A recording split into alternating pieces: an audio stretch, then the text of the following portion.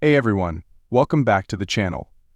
Today I'm sharing a truly personal story about my life, a story that's about autism, sensory synesthesia, and how I found the love of my life. It all started when I was a kid in elementary school. Back then, I thought everyone saw the world the same way, simple, straightforward, no weirdness. But as I grew up, I realized I was different.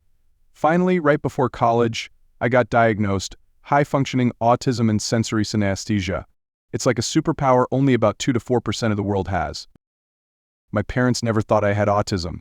They just thought my weirdness was a sign of intelligence. But socially, I was always awkward, kind of naive. I'd say whatever was on my mind, not really caring how people would react. Lying? Nope, not my thing. Even if a little white lie could save the day, it wasn't in my nature. Jokes were cool, but making stuff up? Nah. As I got older, I realized this weirdness wasn't just seeing the world differently. It was seeing the world in color. Literally. When I learned math, I saw different numbers in my head, each with its own color. If my teacher asked 2 plus 2, I'd see the number 4 in bright green, with the other numbers around it in different shades. It was like answers appeared in my head as images, words, or colors. But this talent didn't help me on tests. I couldn't explain the logic behind my answers. Teachers were suspicious, even accusing me of cheating. College was a trip. My weirdness kept evolving, and I noticed my memory and thinking were different. When advanced math formulas and differential equations started to make sense, I saw answers in various shades of blue. The darker the blue, the more accurate the answer. My analytical system became a huge advantage in tough subjects, especially when most of my classmates hated statistics and probability. For me, it was a playground, a way to explore the world through my unique lens. But not everyone understood or empathized with my difference. I learned to keep it to myself because autism, or different, often led to prejudice. I became the math whiz but was on the outside when it came to dating or socializing. Even though I can't lie, I learned to hold back part of the truth. It made me more relatable. Slowly, friends started accepting me for who I was, the quirky, intelligent, friendly guy. Then, one day near the end of college, in a class, I noticed Mary Beth Meadows. She was the girl every guy secretly adored. Beautiful, confident, completely out of my league. I just kind of admired her from afar, thinking I had no chance. But then, one afternoon in the library, I heard her voice. "Is anyone sitting here?" She said it so softly, like she was waiting for a yes. No, please, have a seat," I answered, surprised and a bit clumsy. The girl I dreamt about was sitting right next to me, and I couldn't figure out why. For a split second, I even thought maybe it was some sorority prank, see if the nerd would ask this girl out. But Mary Beth's eyes quickly dispelled that worry. "Hi, we haven't officially met, have we? I'm Mary Beth Meadows," she introduced herself. "I know who you are, Mary Beth. I've known you for a while. I'm Andrew Stevenson." I tried to sound calm. Mary Beth raised an eyebrow, surprised. "And how do you know my name?"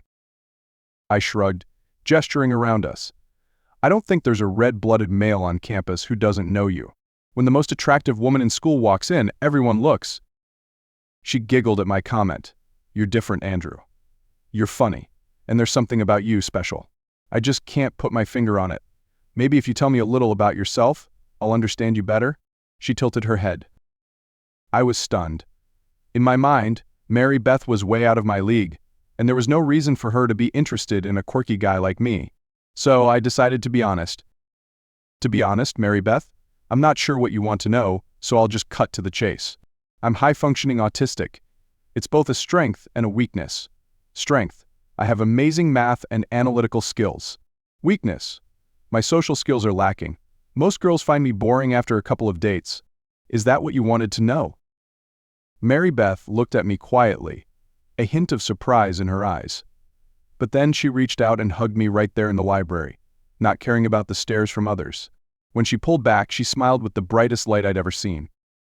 "Yes, I knew there was something familiar about you, and you hit the nail on the head," she almost shouted. "What do you mean?" I asked, curious. "I have a younger sister, Marnie, who's also autistic, though her case is milder than yours.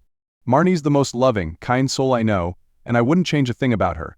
She's taught me so much about differences and the value of each person. I felt that in you from the moment we met," she confessed. Her story touched me deeply. Not only did she not judge my difference, but she saw it as special and meaningful.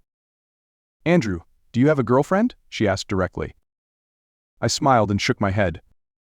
"Well, would you like to meet me for dinner at Chinese Emporium on Friday? It's just 2 blocks from campus," she suggested. "I know the place, but I don't like Chinese food. I like pizza," I said truthfully. She laughed. "I love you already, Andrew. Most guys would say they like Chinese food even if they hated it just to hang out with me. Can you meet me at the pizza place at the same time?" I smiled and nodded, agreeing. "So it's a date. See you in class tomorrow, Andrew," she said, giving me another bold hug. I answered excitedly and watched her leave, my heart racing like I'd just won the lottery. That was the beginning of my love story with Mary Beth Meadows, a time that felt like a fairy tale. Being together, it felt like the world was just us. Mary Beth said I was the most interesting person she'd ever met. My deep analysis and unique view of the world amazed her, and we never ran out of things to talk about. I tried to learn everything about her natural, perfect beauty. She even reminded me of the actress Sydney Sweeney. From her features to her figure, she was gorgeous. She stood 5 and weighed 125 elbs, a true goddess. Needless to say, I felt like the luckiest guy on the planet to be with her. On our 4th date, Mary Beth brought me home to meet her family. Her little sister Marnie instantly connected with me and clung to me the whole night. Marnie seemed to sense something special between us. When I saw her delicate hand-drawn sketches, I was blown away by her talent. Mary Beth had never mentioned her sister was an amazing artist. Every stroke was a masterpiece, full of detail, with no formal art training. Mary Beth's parents greeted me warmly, and their eyes held a message for their daughter: "We approve." Our relationship progressed slowly and sweetly. While I was crazy about being close to Mary Beth, I let her set the pace. I knew I didn't want to rush things and mess this up. Truthfully, I was still a bit inexperienced. I'd seen my fair share of textbook movies, but theory and reality are totally different. Near the end of the semester, Mary Beth hinted that we should spend a weekend together to really get to know each other. While I knew she wasn't a virgin, I didn't mind. It felt like a blessing that she was patient and gentle, guiding me along the way. By Saturday afternoon, I was much more confident. It was one of the best experiences of my life. And between all the happy chatter, I shared with her about my sensory synesthesia, the thing that made me see the world in unique colors. My parents loved Mary Beth from the moment they met her. They never stopped reminding me how lucky I was to have such an amazing woman, someone who embraced even the weirdest aspects of me. A week before graduation, I decided to propose. And guess what? She was ready and excited. Her parents insisted on 6 months to plan the wedding, and we chose December for our big day. Just enough time to settle into our careers and find a home for the two of us. With a degree in social work, Mary Beth quickly landed a job working with special needs teenagers at a local school, starting at $88,500 a year. Her love and understanding of her sister Marnie drove her to choose this path, and I couldn't be prouder. As for me, my major in applied statistics and data analytics landed me at Higgins Investments, Inc., where I dreamed of being an investment analyst, buying whole companies instead of individual stock.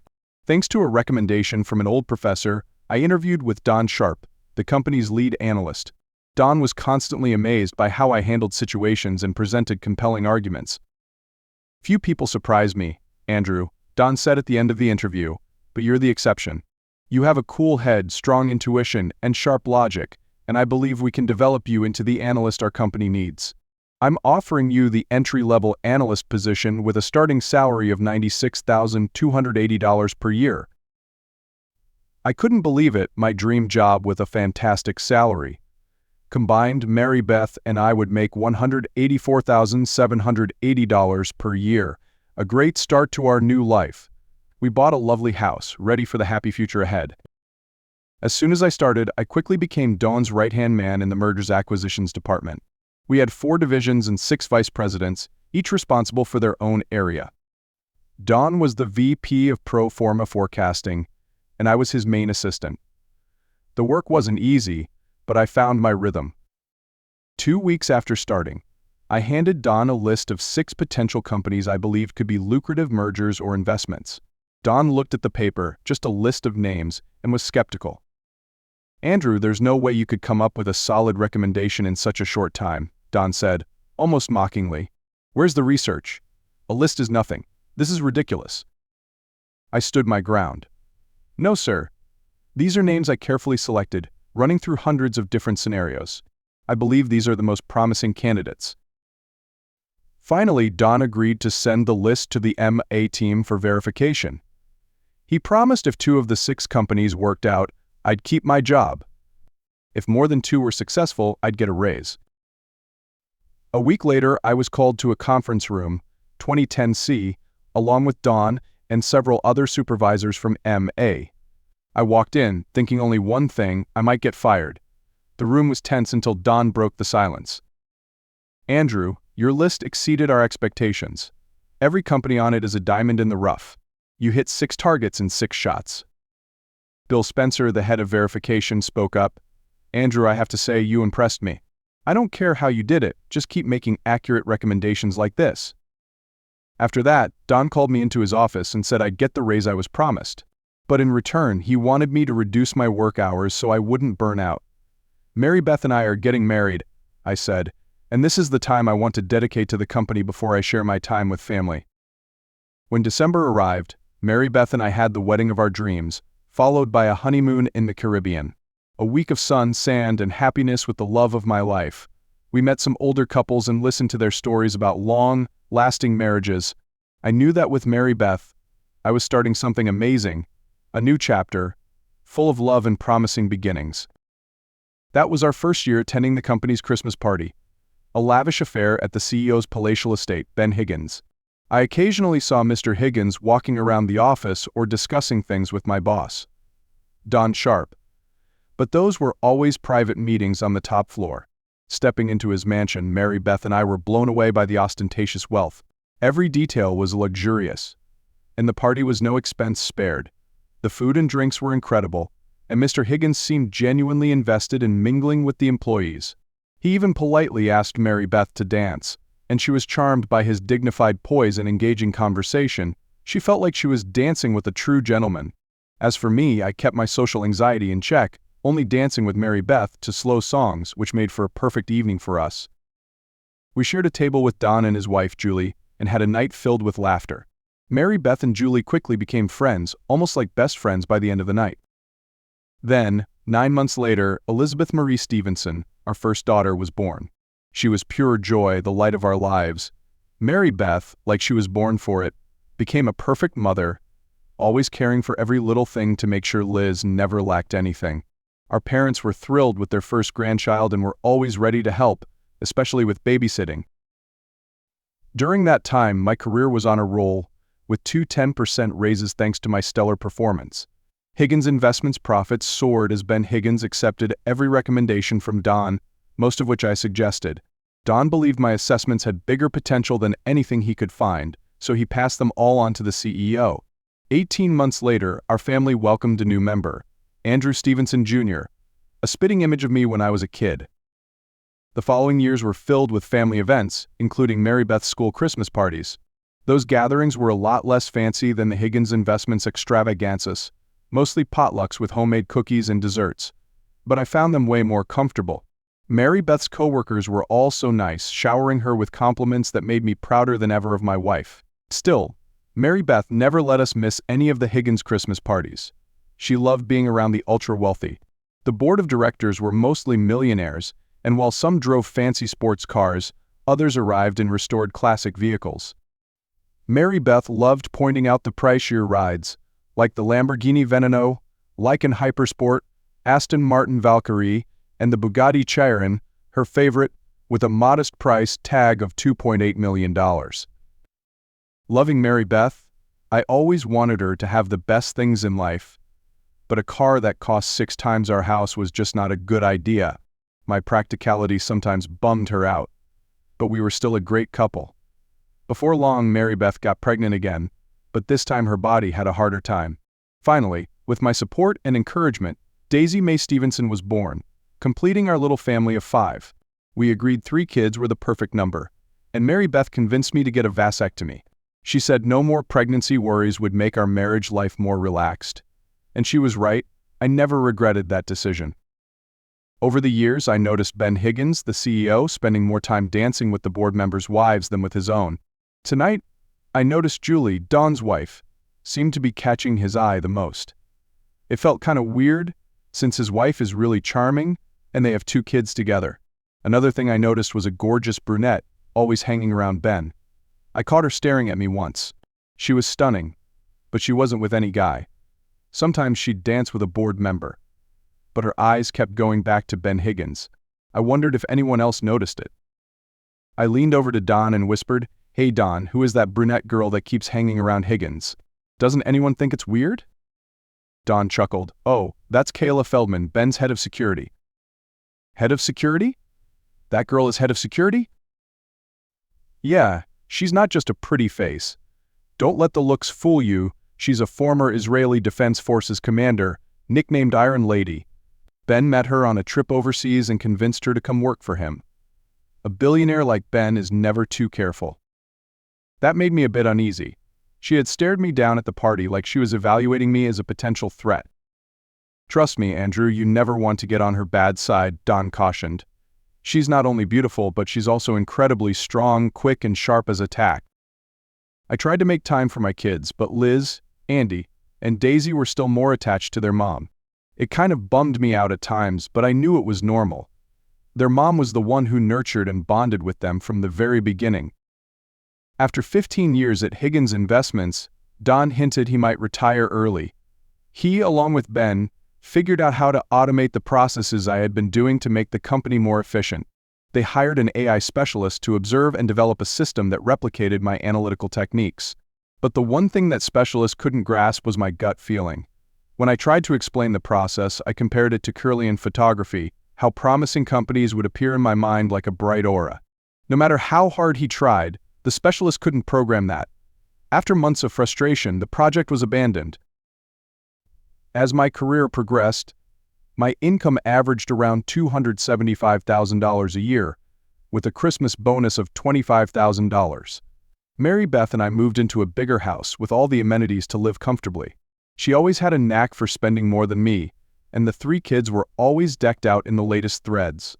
Mary Beth preferred expensive designer dresses, even though they weren't required for her job, but they became her everyday style. One year she gifted me a pricey suit for Christmas, but I only wore it twice. Eventually she accepted that I'd never be into that kind of fancy stuff, and our family continued to live a happy life, grounded in love and trust. Ben seemed to spend more time dancing with Mary Beth than with me. Mary Beth was flattered by the powerful man's attention, and said it would be rude to turn down an invitation like that, especially from my boss, who could directly impact my career and salary. She assured me there was nothing to worry about, saying Ben was just a gracious host. However, his excessive attention to Mary Beth made me uncomfortable. On the drive home, she tried to chat about the party, but I barely spoke more than 5 words the whole trip. Mary Beth seemed to understand and kept quiet. That night she was unusually flirty, but a strange feeling inside me made me turn her down. Afterward, I stayed up late watching TV and fell asleep on the couch in my office. Mary Beth wasn't happy, and we were tense for a few days, but things calmed down, and we quickly returned to our comfortable routine. We always knew how to work through any misunderstandings, both of us believing our relationship was destined and nothing could break us. Daisy, our youngest daughter, was a perfect replica of her mom. Mary Beth seemed reluctant to lose that deep connection, but time marched on and Daisy, now 18, reluctantly left for college, living in a dorm 600 miles away to pursue a degree in art. Our eldest daughter Liz had graduated and married Derek Tremont, a kind young man we both loved. Andy, our son, was a junior studying engineering. None of our 3 kids showed any signs of the synesthesia I had. While we were proud of them, Mary Beth and I were slowly getting used to the emptiness of the house as our children grew up and moved away. Mary Beth seemed to miss them more than I did, but honestly I was excited for the freedom the empty nest brought. By the time of Mary Beth's company Christmas party, I was more relaxed than ever. When the annual Higgins Investments party was announced, I quietly skipped it without telling Mary Beth. Instead, I took her out for dinner and to see a play. Finally, we ended up at a nightclub, dancing in each other's arms all night. Coming home, we made the most of our newfound freedom, no longer worrying about the kids hearing anything. That night, Our connection blossomed, and it's a memory I know I'll never forget. A week later, Mary Beth asked me when the Higgins Christmas party was. I told her I'd accidentally forgotten the date and missed it. She was disappointed, blaming me for missing an opportunity to network with the wealthy, and I tried to explain that I enjoyed spending time with her more, but it didn't seem to help. She said it was one of the few events she actually looked forward to each year. I apologized, and though she wasn't fully satisfied, we eventually moved past it. The following year, Don Sharp announced his retirement. I was the only one who wanted to replace him, and since Don was a board member and a major influencer in the company, I fully expected to be chosen. So, I was shocked to learn that 4 other candidates were competing for the position. While I didn't know Don's exact salary, I knew it was a very lucrative position. I couldn't take it anymore, and went to talk to Don to get the lowdown. "Andrew, what can I help you with today?" "Don, you're always someone I can be straight with, right?" "That's right, Andrew. That's one of the reasons I enjoy working with you. You never beat around the bush, and you're always honest. I couldn't ask for a better colleague." I'll cut to the chase. "What's going on, Don? I thought you were grooming me for your position when you retired. Did I do something to disappoint you?" Don chuckled. "Disappoint you? Not at all. You've exceeded all my expectations. If anyone deserves to take my place, it's you." "Then why do I have to compete with 4 other people for this position? Does anyone think they'll do a better job than me?" "Honestly, no, Andrew. I'm as surprised as you are. To be honest with you, I think it's a cost issue. These 4 other candidates are all auditors with lower salaries, and it seems Ben thinks picking one of them will save a lot of money." "That's ridiculous," I said, frustrated. "Actually, I understand Ben's logic," Don explained. "If you continue to do your stellar work without a promotion, while one of them just needs to manage the position, it will save the company a significant amount. But I made it clear to Ben that no one can do the job as well as you." "Thanks, Don. Do you think I've done anything that might make Ben think I'm not suitable?" "No, Andrew. I've always praised you to the skies. I've never praised anyone like I've praised you. But I have to say, one of the candidates is Bill Spencer's son. He's been wanting a seat on the board for his son for a long time. If he has some leverage with Ben, maybe they'll push to promote him." "This is unbelievable, Don. I feel like all my efforts don't matter." "Don't get discouraged, Andrew. Ben will be interviewing each of you individually for the next 2 weeks, and will announce his decision at the Christmas party. It's a rare opportunity, and whatever happens, I hope you'll be there." "Thanks for the advice, Don. I'll think about it." 3 days later, I had my interview with Ben. It was relaxed and informal, but I knew it was a crucial moment. After a few small talk exchanges, Ben got straight to the point. "Andrew, Don told me you're the one who's brought the most successful investment choices to our company. He has complete faith in you. Unfortunate to have Don as my boss. I've learned so much from him." Ben narrowed his eyes, looking suspicious. "I understand Don thinks highly of you, and that's why I have a bit of doubt. I need to be sure I can put my complete trust in you, just like Don did. Loyalty is paramount to me." "I'm completely loyal, Ben. I've never shared any information about the companies we invest in with anyone other than Don. I've always given my all to Higgins Investments." Ben smiled and nodded slowly. "Good. I hope you understand, Andrew, that someday I'll need you to prove your loyalty. Be ready for whatever challenge I throw your way." "Thank you, Ben. I won't let you down." By the night of the party, I was mentally prepared for whatever Ben asked me to do to prove my loyalty. But the biggest surprise came from Mary Beth when we got home. "I got you a tuxedo for the Higgins Christmas party this Saturday, so you can look sharp," Mary Beth announced out of the blue. "What? A tuxedo? And this Saturday? I haven't even told you about the party date yet. How did you know? And why do you want me to wear a tuxedo when a suit would be fine?" Mary Beth laughed at my bewildered look. "If you must know, Ben Higgins called me at work today. He and I had a nice chat about you and your future potential in the company. Ben said, since we missed the party last year, he wants to make sure we're both there this time. And what better way than to show up in style, right?" "Why did he call you while you were at work? Why not just tell me, the person who actually works for him? And why would he call you instead of me?" I asked, suspicious. "Sweetheart, he's a very thoughtful man," she replied softly. "I promised him I wouldn't reveal the specifics of our conversation. But just know that I not only encouraged you to come, but to come looking your best." Doesn't that say something? What do you mean you promised him? I asked, a little worried. If you know something, Mary Beth, tell me. I'm your husband. I can't, honey. I promised Ben, and I'll keep my word. You don't want me to break a promise, do you? But hey, did you know Ben will be announcing his promotion decision at the party? I'm really looking forward to it, she said excitedly. Ben? You call him Ben?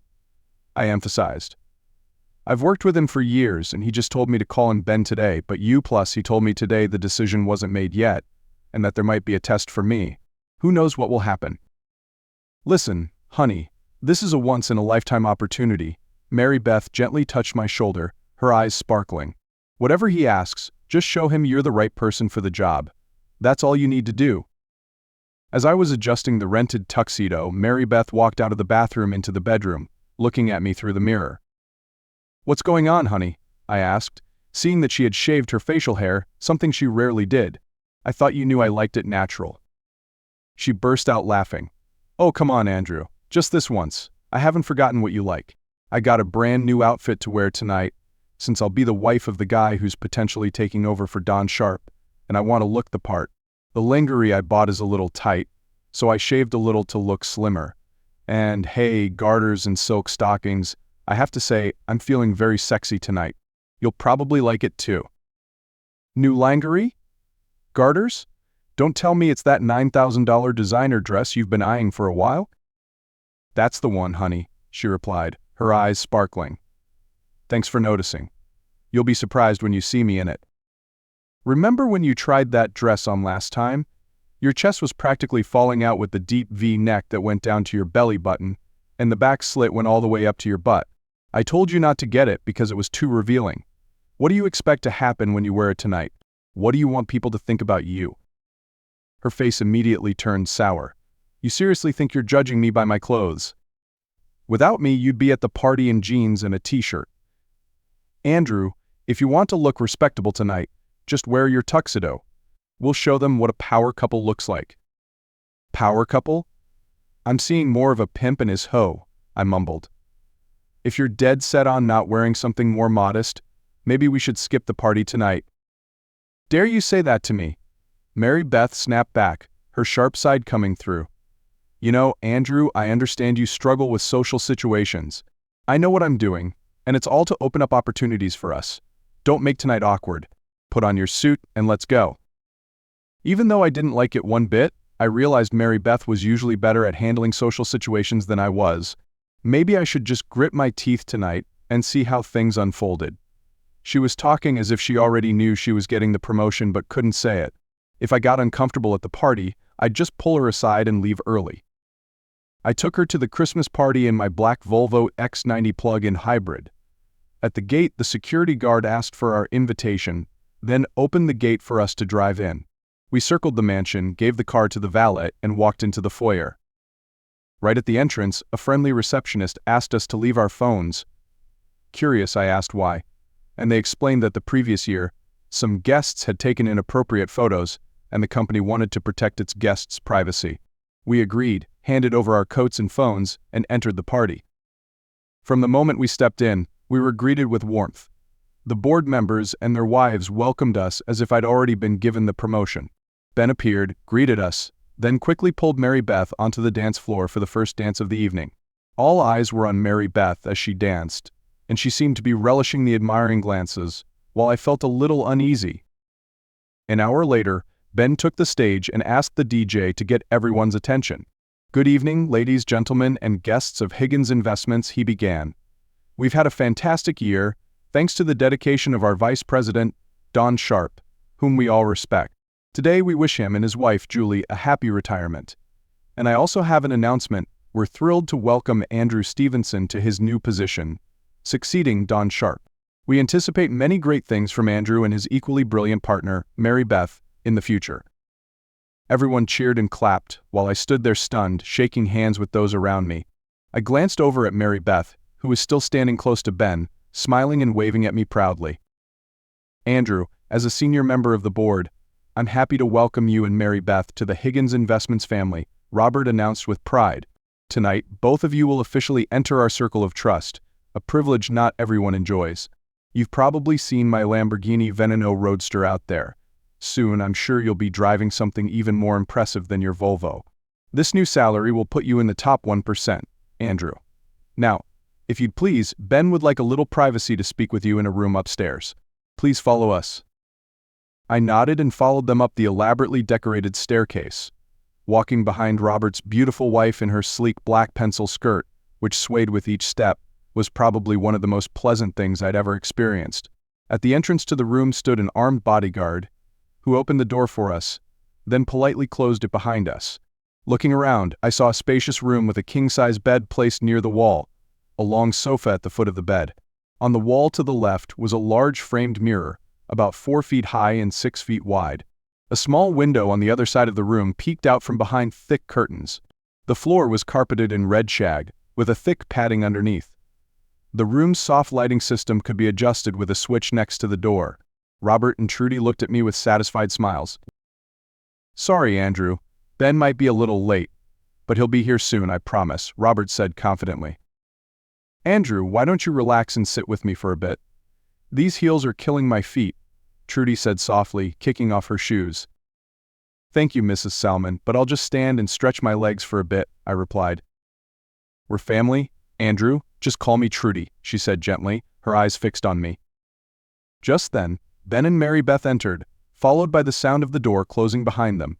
Ben apologized for being late, saying he got caught up chatting with Mary Beth and lost track of time. "I've briefed her on everything, and she's fully on board. Robert, have you spoken with Andrew yet?" "No, I figured you wanted to handle this part," Robert replied. Ben turned to me, smiling. "That's right. Okay, let's get started, Andrew. With this new position, both you and Mary Beth will be official members of our club. At Higgins Investments, we always consider the board members and their wives to be a real family. Like the Musketeers, one for all for one. Sound good?" "Sounds great, Ben." "Glad to hear you think so. Mary Beth here is fully agreed," Ben continued, his eyes directed at my wife, who was smiling in agreement but not speaking. "If you recall our previous conversation, I mentioned there'd be a loyalty test for you." "Yes, but I'm still not sure what that will entail," I replied. "Andrew, let's not beat around the bush. Your new salary will start at $1 million a year. With the progress Don is confident you can achieve, that number will only grow over time, similar to a profit share. How does that sound?" "It's wonderful that you appreciate my contributions," I replied. "It's not just about the work, Andrew. As I said, we're a close family. Mary Beth, Trudy, and the other wives play a vital role in this organization, no less important than the board members. I mentioned profit sharing, and that share includes the wives as well. I have a private island, and 3 times a year, we hold special board meetings there, where the wives will also be allocated to care for the needs of each member, randomly assigned to ensure fairness. Julie, Dawn's wife, has been mentoring Mary Beth over the past few months to ensure she understands this role before you receive the promotion," Ben emphasized. My head spun, I was reeling. I looked over at Mary Beth, trying to control my emotions, and asked, "Mary Beth, is this really what he's saying? You agreed to this without telling me?" Mary Beth nodded slightly, her eyes resolute. "Yes, honey. I know this is hard to swallow, but it's an opportunity for us, and I believe we can overcome anything." I gritted my teeth, angry and frustrated, taking a deep breath to keep myself from saying anything I might regret later. "Mary Beth, do you really want this? Do you understand that this will change everything forever?" Mary Beth replied gently, "Honey, we'll be fine. It's our chance to achieve what people only dream of in a lifetime. Don't worry, I know what I'm doing. Marnie doesn't have any choice about being your sister. She was simply born into your family. No matter how evil you become, that fact won't change. But you're different, Mary Beth. I chose you as my wife because I believed you would cherish and uphold our marriage vows as much as I did. And I can completely undo that choice through a divorce if you betray me tonight. I've made it clearer than that, Mary Beth.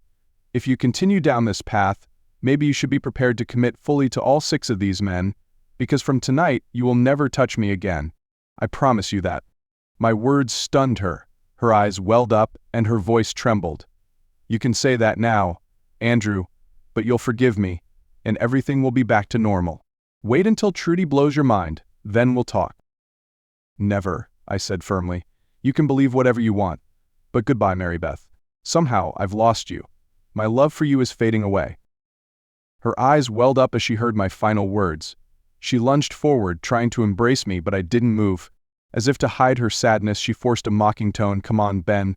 Don't let him ruin our night. He'll change his tune once Trudy has done her thing."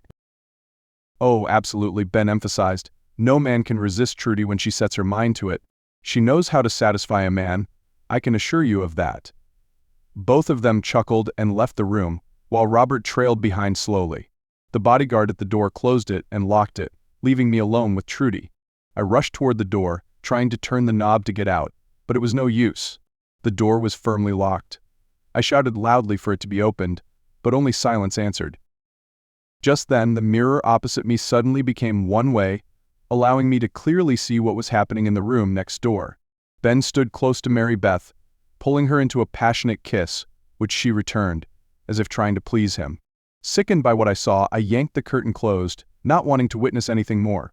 In that moment, I almost forgot that Trudy was still in the room. "You seem uncomfortable," Trudy said, laughing softly as I closed the observation window. "That's okay. We'll have our own little party here." She turned on the music, then slowly pulled her dress over her head, dropping it to the floor, and stood before me wearing only a black garter belt and stockings, her body a perfect living statue.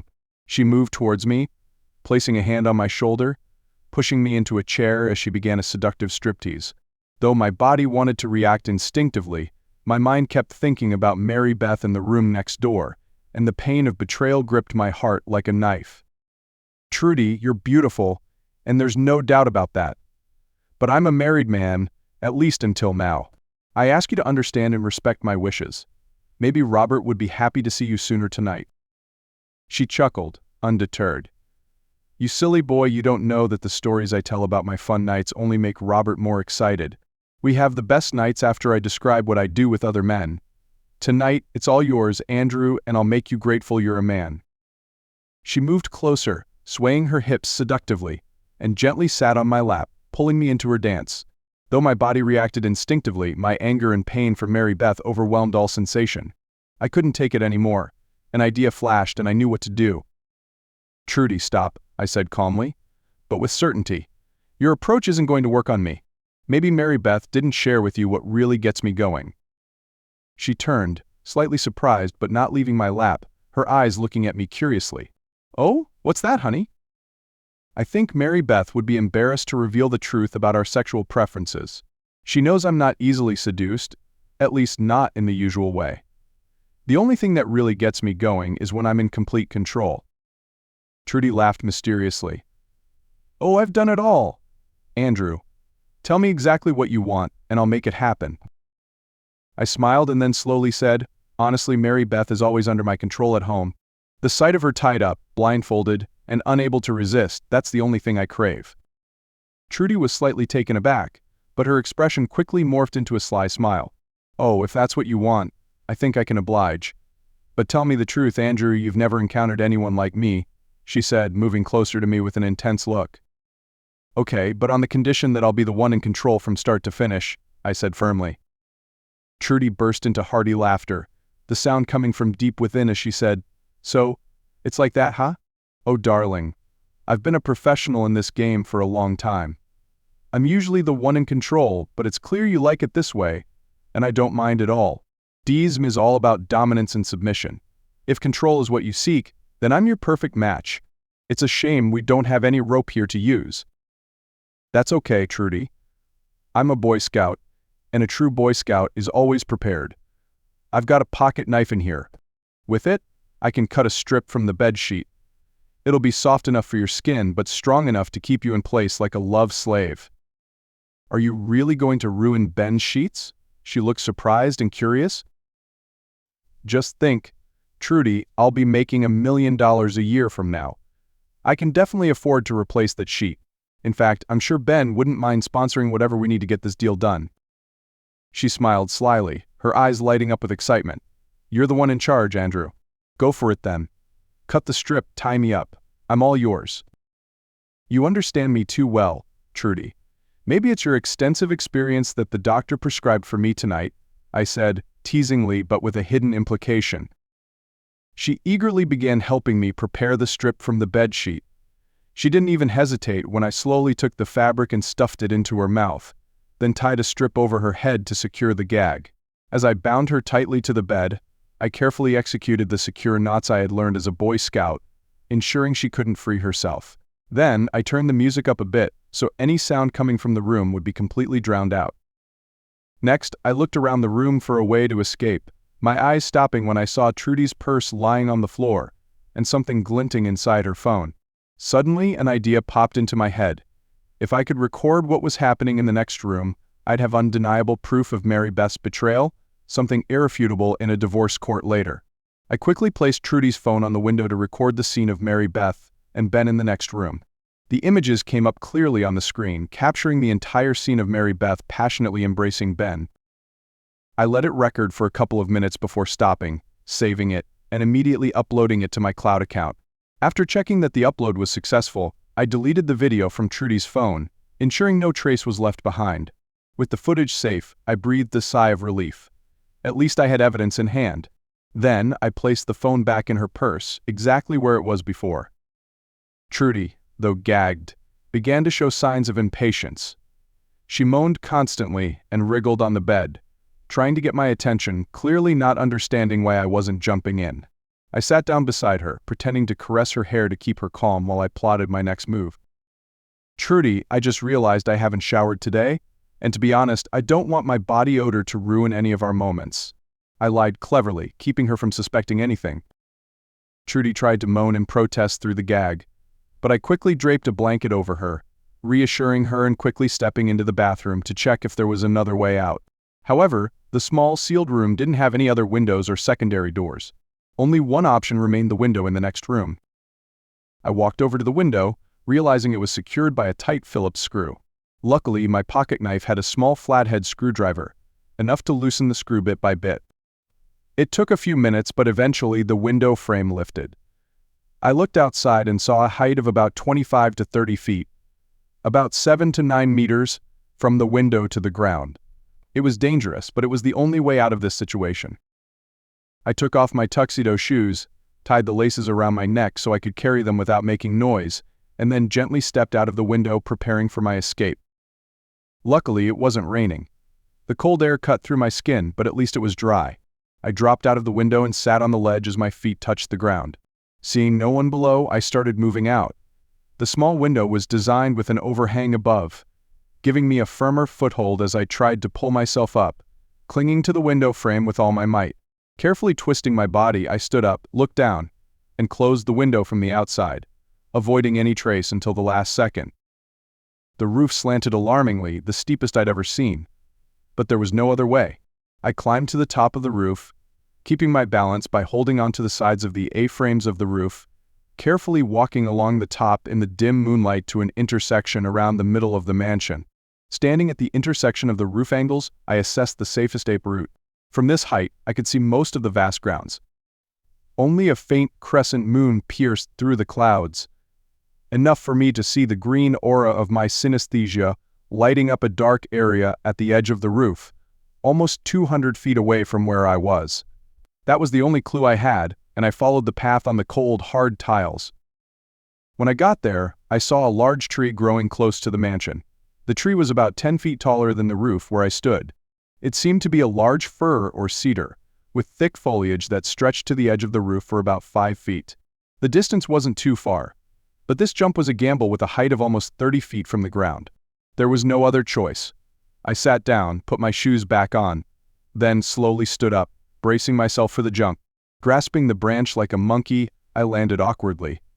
The trunk began to sink, but thanks to my quick reflexes, I swung away to avoid a collision as the tree rebounded. Landing on the ground, my legs buckled, softening the impact.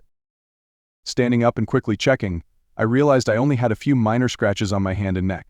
More confident now, I looked around and saw my car in the parking lot, along with a few other vehicles.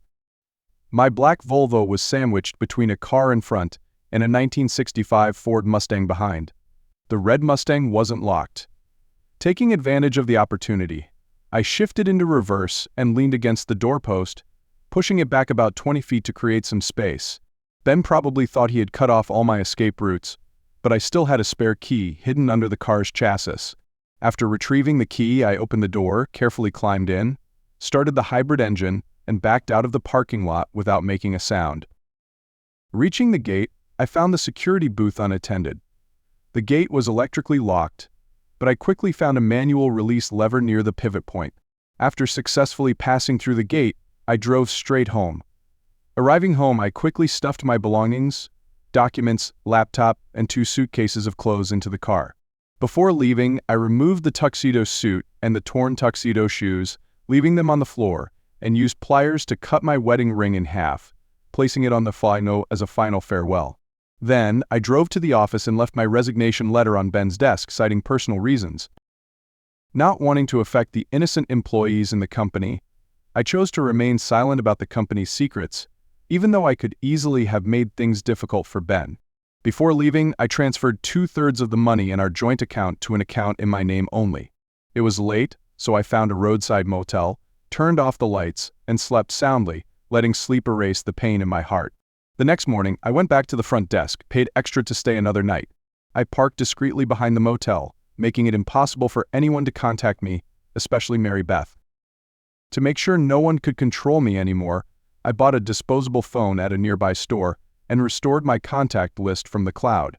When I was sure that everything was safe, I checked the video of Ben and Mary Beth. Their betrayal was clearer and sharper than ever.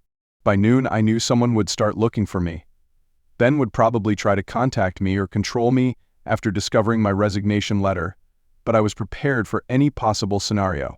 Divorce was inevitable. My life plan had taken a different path. Before lunch, I called my parents. "Mom, can you put me on speakerphone and call Dad? I want to talk to both of you." "Okay, wait a second. Now they're both here. What's up?" Mom asked. I took a deep breath. "I know this is going to shock you both, but Mary Beth has been deceiving me. Last night, I witnessed her betraying me with my boss, Ben Higgins.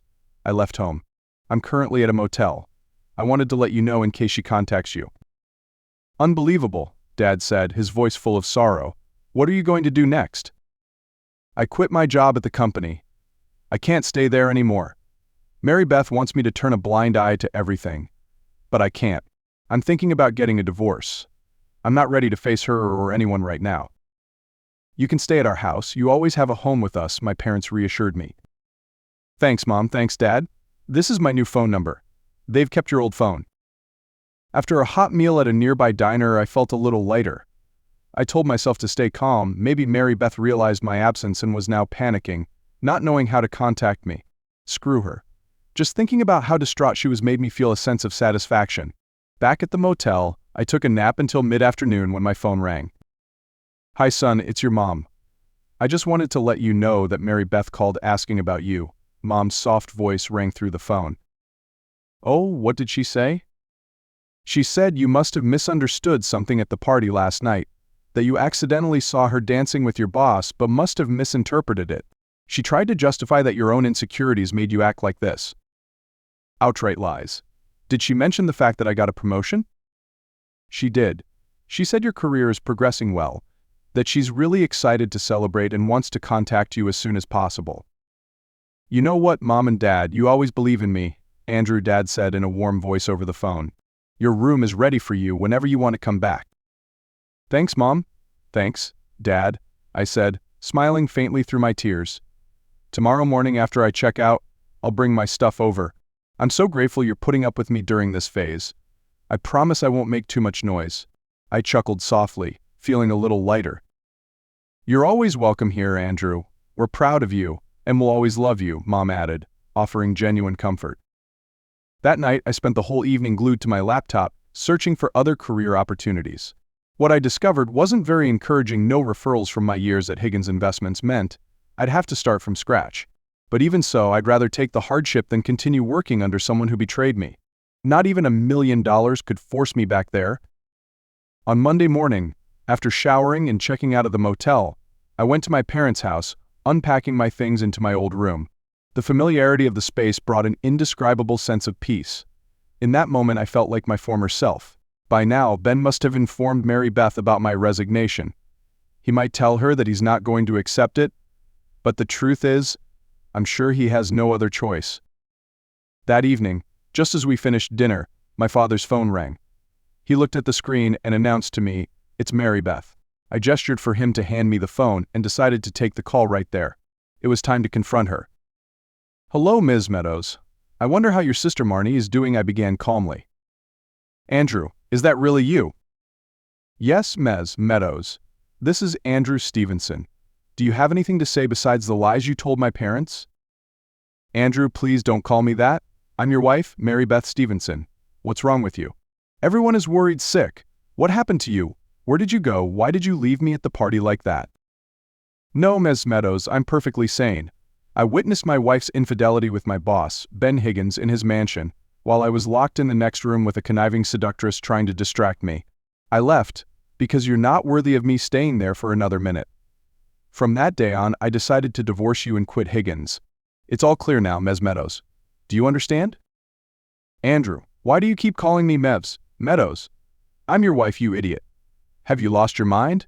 I don't understand what you're saying. You need to calm down. I love you, and I'll wait until you come to your senses. I'll take you to the doctor so they can help you stabilize. You need treatment." "Listen, Mary Beth.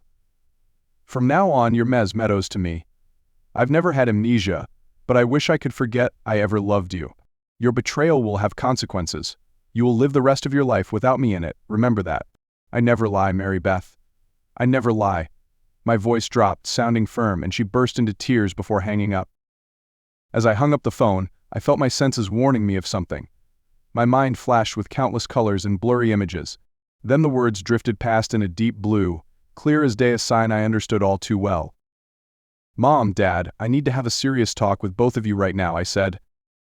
"Go ahead, we're here for you," Mom replied gently. "I'll give you both the login and account details for the new bank account I opened in my name only. I need you to find the best civil lawyer for me immediately. It has to be someone who can't be bought, even for millions of dollars." "A lawyer? Is it for a divorce?" Dad asked. "Not exactly, not yet. But I need a lawyer I can trust. The way Mary Beth talked just now makes me suspicious. She implied that I'm showing signs of amnesia and need treatment.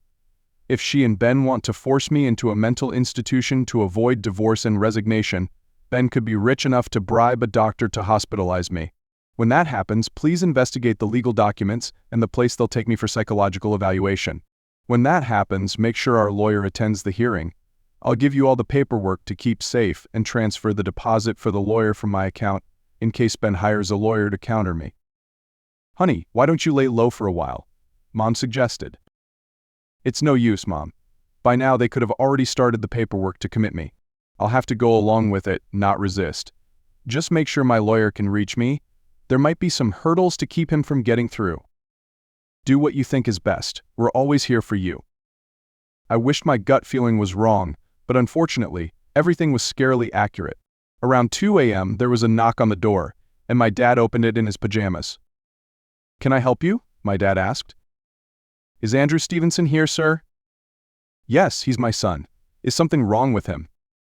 "We received a report that your son is exhibiting erratic behavior and may be a danger to himself.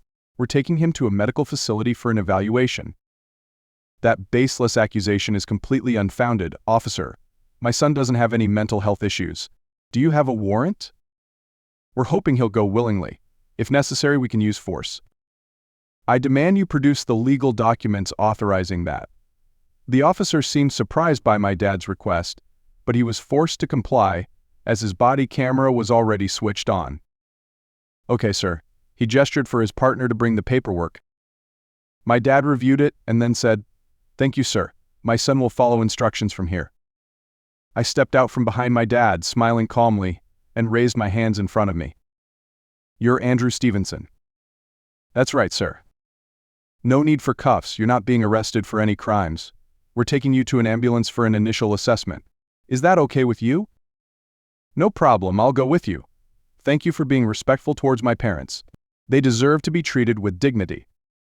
Strangely, I was calmly collected, showing no sign of resistance or instability as the police led me to the ambulance. I cooperated fully, willingly laying down on the stretcher inside.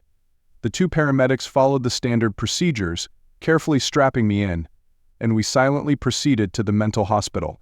When we got there, I was taken through the intake window, where a hospital staff member received my mandatory commitment paperwork.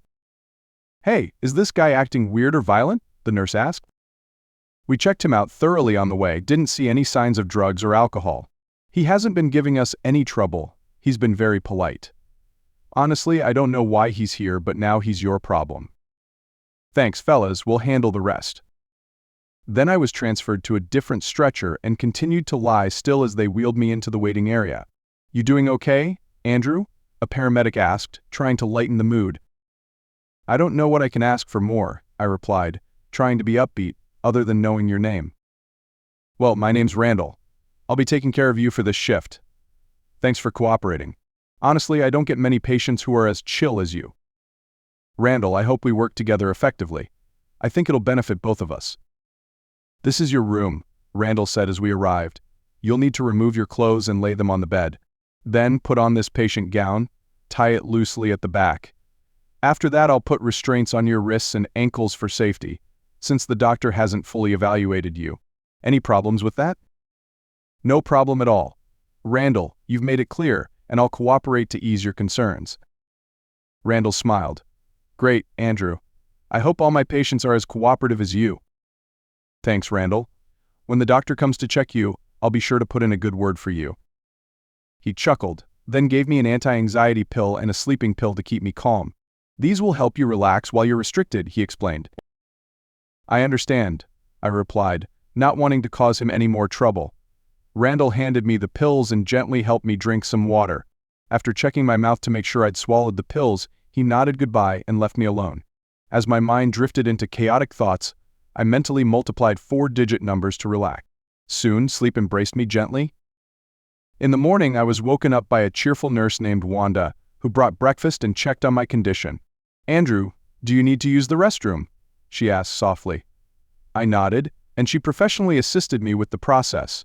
While we chatted during the meal, I was surprised to see that breakfast consisted entirely of my favorite dishes. Wanda was skilled and sensitive in her work, so I didn't forget to compliment her. "You can press this call button," Wanda said when she finished. "Just press it whenever you need help, especially if you need to use the restroom. To avoid any unfortunate situations." She winked playfully and left. An hour later, I tried pressing the call button and received full assistance, even though it wasn't very pleasant. After the staff left, I mentally calculated my options. I knew that after the first 72 hours, a hearing would take place with the doctor, my lawyer, and a judge present. The hearing would decide if I needed to stay for further evaluation. I was expecting to meet with my lawyer, Ira Abbott, but I was met with a big surprise. At lunchtime, Wanda wheeled in the food cart, followed by Mary Beth. Then she quickly left, leaving us alone. Just as I predicted, perhaps with financial support from Ben, Mary Beth had found her way in here. I decided to feign sleep. "Andrew, honey, are you feeling any better this morning?" Mary Beth whispered. "Andrew, can you hear me?" When she saw I wasn't responding, she gently shook me. "Andrew, wake up," she said louder. I tried to remain motionless. She poured some orange juice into my mouth to elicit a response, but I just let it run out. "Damn. Now look, you've soaked the sheets. Andrew, can you hear me? I love you." Still no response. "Damn it, they must have overdosed you on meds. I'm going to have Ben talk to the doctor. How are we going to solve this if you're like this?" She leaned down and kissed me, then left, looking quite annoyed. A few minutes later, Wanda returned, raising an eyebrow at me. "What's with her, Andrew?" She said we overmedicated you, turning you into a zombie. "I don't know either, Wanda," I replied. "Maybe she got the wrong room, because she spilled orange juice everywhere. I apologize for making extra work for you." "It's okay, Andrew. I'll change the sheets right away." Wanda worked professionally, changing the linens while asking about my family and my dreams. I shared my joy about my 3 kids and my hope to become a grandfather someday. Wanda nodded and promised to ask the doctor if they could remove my restraints since I seemed so calm. Thanks to the light from outside, I slowly estimated the time of day and waited for the next encounter. The next time Mary Beth visited during lunchtime, I would be ready to confront her and execute my plan. "Hi Andrew, it's me again. I've missed you since you came in here. I'm here to help you eat lunch today, since you're not allowed to eat by yourself." Mary Beth stepped into the room, and I had my plan ready to make her leave as soon as possible. I lay with my head on the pillow, my eyes partially open, and kept my face blank. The saliva I had accumulated began to drool out of the side of my mouth as she approached, my hands limp by my side, seeming powerless. "Oh my God, Andrew. You're drooling. Why aren't you responding? Andrew, can you hear me? They told me you were talking earlier. Did they give you anything? Damn, Andrew? Andrew. Another day like this. What are they doing to you? Are they trying to turn you into a zombie? I heard these meds are just supposed to help you manage pain during the day and sleep at night." Mary Beth slapped my cheek hard, clearly unhappy with my lack of response. This time, she lashed out at the staff and the doctors, her face displaying obvious annoyance. "I don't understand what's going on, but I'm going to get to the bottom of this right now." She grabbed a tissue and wiped away the drool, and I remained motionless, appearing as if I was still under the influence of medication. I didn't care if she believed it or not, as long as she left. She soon returned with Wanda, whom I had become somewhat friendly with over the past few days. "Look at him, what have you done to him? He's dazed and can't talk. I need him to talk to me. How can he talk if he's drugged like this?" Mary Beth screamed. Wanda replied calmly, "I assure you, Mrs. Stevenson, that I haven't given him any strong medication during my shift. I'll note it in his chart for Dr. Ederl to review."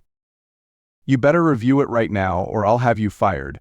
If I knew they were going to treat him so badly, I would have never signed him in here." Mary Beth stormed out, leaving Wanda alone to check on me. After she left the room, Wanda looked at me and smiled lightly. "Why are you putting on a show to make your wife think you're drugged up like that?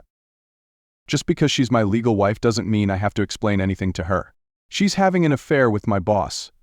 This is their way of punishing me for not going along with their dirty plan. I'll be in court soon, and I'll be free." Wanda shook her head. "If it's like that, then they're really abusing the system. A lot of people really need help, not to be used as tools like this." "I have a question for you, Wanda. This is the third day, and tomorrow morning I'm supposed to be presented in court, right?" "Usually, yes, unless there's a special situation." "So, wouldn't I need to see a doctor at least once while I'm here?" "Of course. According to his records, his doctor is Dr. Ederl." "I haven't seen any doctor. Never met the guy." Wanda's eyes widened in alarm. "Andrew, if you're telling the truth, this is more serious than I thought. Is there anything I can do to help?" "I just need you to do your job. If my lawyer is effective, I'll be free tomorrow." "If so, then good luck, Andrew. You don't deserve to go through this. Dr. Ederl could lose his entire career if this comes to light." "I don't think he'll care. Ben probably has a hefty settlement waiting for him. Could you do me another favor?" "What would you like me to do?" "I'm afraid I'm supposed to be presented in court tomorrow morning, but I haven't heard anything from them. It's possible that Ben bribed the doctor to stall for time.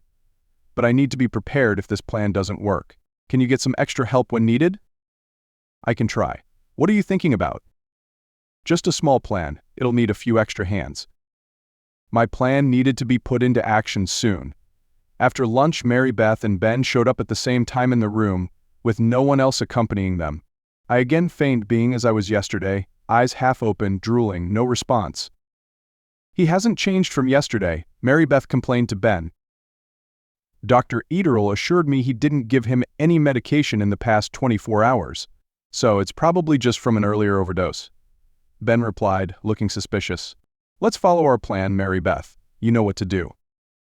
She nodded in agreement and moved closer to me, preparing to perform the charade they had planned. But as she got closer, "What the heck is this? It's disgusting." She wrinkled her nose, pulled up the blanket, revealing the towel I had deliberately soiled earlier. "Oh my God, that is some serious mess. No way I'm getting anywhere near him. It's probably going to take an hour to get someone to clean that up. Let's go, Ben." As they left, Wanda returned and burst into laughter. "She told me to make sure you're clean next time, or I'll have to answer for it," Wanda chuckled. "My apologies, Wanda, but the plan is going too perfectly. Thanks for not being bothered by it." "No problem. You're good at this. It's a bit smelly, but it's not causing too much trouble. I just hope your plan works out soon." "Me too, Wanda. If things go smoothly, I'll be free tomorrow morning." On the third day of my vacation at the mental hotel, Mary Beth and Ben strolled into my room like they owned the place. Despite my blank expression and seemingly unresponsive state, Mary Beth continued her mission to try to rekindle feelings. Bound and unable to resist, I wanted them to be absolutely convinced I was mentally absent. Just as Mary Beth grabbed my hand and started acting, a new male staff member suddenly appeared, walking toward my bed with a fearless look. Mortified at being caught in a compromising situation, she immediately let go of my hand and stood up straight. The staff member said, "Excuse me, I didn't mean to interrupt your visit, but I have to check the patient's blood pressure right now." Mary Beth stepped back, uncomfortable. The attendant winked at me and took a slow 3 blood pressure readings, dragging things out with an unusually relaxed demeanor. He even hummed a soft tune of Hank Williams' "You're Cheatin' Heart." I had to make a huge effort to keep a blank face. Finally, when he left, Ben looked around the hallway, making sure nobody else was around, then gestured for Mary Beth to continue. Just as she went back to her mission, a brand new female staff member walked in and politely announced that she needed to check my temperature. After 2 unsuccessful attempts, she suspected a weak battery and said she'd be right back. 10 minutes later, she appeared with a new battery pack, taking an extra long time to install it, slow enough to drive them crazy. After taking my temperature, she apologized with a smile and left the room. By this point, both Mary Beth and Ben started to look worried and impatient. Mary Beth turned to Ben and asked if her behavior could be considered sexual assault, in case someone reported her for harassing me while I was restrained. Ben reassured her that, as my wife, she had legal access. Reassured, she went back to it.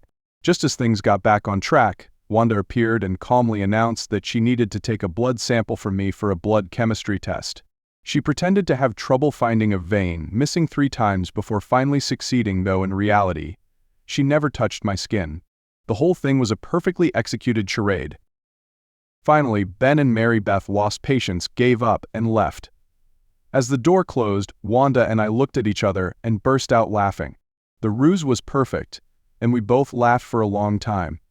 In the end, Mary Beth and Ben were convinced that I was truly out of my mind and that they had failed miserably in their plan to take me down. Thanks for watching the first part of this unexpected and dramatic story. If you enjoyed this, please subscribe to the channel, and ring the bell to never miss another episode. Part 2 will be up soon with more tension-filled and explosive events. You won't want to miss it. Let me know your thoughts in the comments and share this story to spread the word. Until next time, bye.